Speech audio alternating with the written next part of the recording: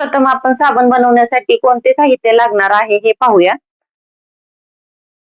नमस्कार मंडळी, मी ज्योती अगदी मनापासून स्वागत करते तुमचं आपल्या चॅनलवरती. तर आज आपण घरच्या घरी नैसर्गिक सोप कसा बनवायचा ते शिकणार आहे. त्यासाठी लागणारे साहित्य, नंतर त्यासाठी म्हणजे किती प्रमाण लागतं सोप बनवण्यासाठी, आणि मी याच्या अगोदर कडुनिंबापासून जो कडुनिंबा कोरफड यापासून जो साबण बनवला होता, त्यासाठी पण बरेच मला प्रश्न आलेले होते की बाबा कसं सोप बेस तुम्ही कुठून घेतला काय. तर या सर्व प्रश्नांची उत्तरं तुम्हाला या व्हिडिओमध्ये मिळणार आहेत. नंतर त्यासाठी सोप बनवण्यासाठी लागणारे प्रमाण, सोप बनवण्याची सोपी पद्धत. त्वचा फ्रेश, पिंपल मुक्त आणि नैसर्गिक ग्लो येतो. तर मी याच्या अगोदर एक व्हिडिओ बनवलेला होता कडुनिंब आणि कोरफड पासून साबण. त्यामध्ये मला बरेच म्हणजे प्रश्न आलेले होते की बाबा तुम्ही सोप बेस कुठून घेतला, तो साबण म्हणजे उन्हात वाळवायचा का फ्रीज मध्ये ठेवायचा. तर या सर्व प्रश्नांची उत्तरं मी व्हिडिओच्या शेवटी देणार आहे. चला तर मग व्हिडिओला सुरुवात करूया. प्रथम आपण साबण बनवण्यासाठी कोणते साहित्य लागणार आहे हे पाहूया. तर हा आहे सोप बेस. तर आता यातला मी ऑनलाईन मागवलेला आहे सोप बेस आणि मोठ्या दुकानातही तुम्हाला ते मिळू शकतो. तर सोप बेस आता यातला आपण घेणार आहे.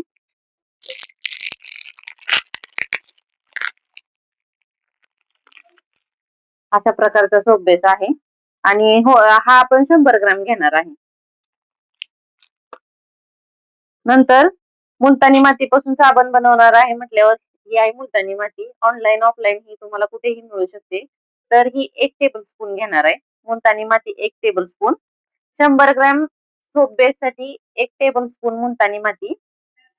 ही आहे चंदन पावडर. तर चंदन पावडर आपण 100 ग्रॅम साठी हाफ टेबलस्पून घ्यायचंय.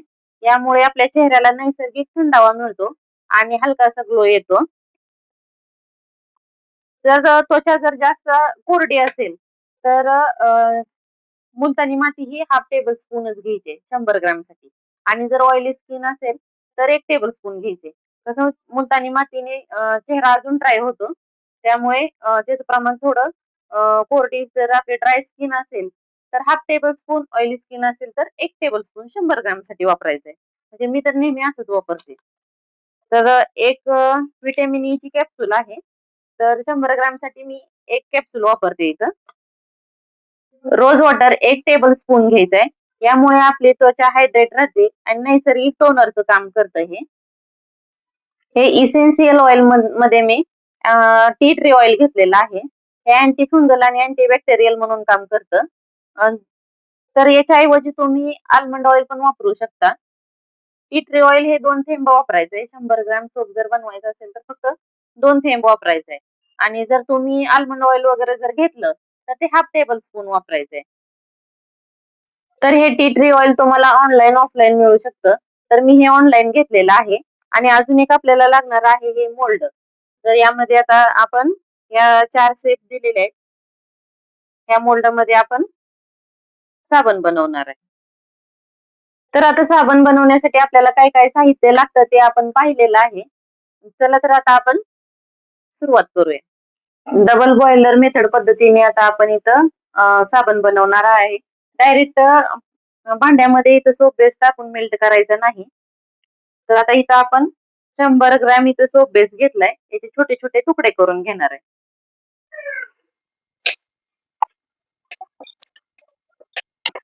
डबल बॉयलर पद्धतीने सोप बेस इथं आपल्याला वितळवून घ्यायचा आहे. मुलतानी माती 1 टेबलस्पून, चंदन powder half tablespoon, vitamin E ची 1 कॅप्सूल, टी ट्री ऑइल 2 थेंब, रोज वॉटर.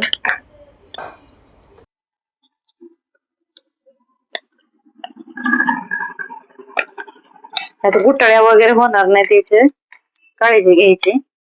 आणि तसं जर जास्त आपल्याला घट्ट वाटलं तर अजून इथं रोज वॉटर ऍड करायचं.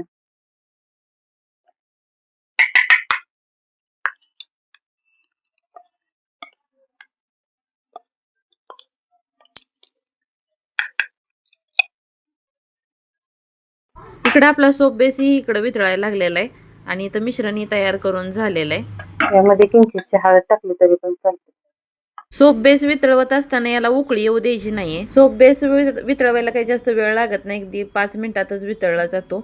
या अगोदर मी कडुनिंब आणि कोरफड पासून एक साबण बनवलेला होता. शॉर्ट व्हिडिओ आहे, तो व्हिडिओ तुम्ही पाहिला नसेल तर चॅनलवर जाऊन नक्की पहा. आता इथं तुम्ही पाहू शकता एक थोडा सोप बेस आपला इथं वितळवायचा राहिलेला आहे. इथं आपण बनवलेलं सर्व मिश्रण आहे ते यामध्ये घालून घ्यायचं आहे आणि सर्व एकजीव होईपर्यंत असं हलवून घ्यायचं आहे. हे मिश्रण आता आपण इथं मोल्डमध्ये घालून घेणार आहे. गरमच ओतायचं आहे यामध्ये.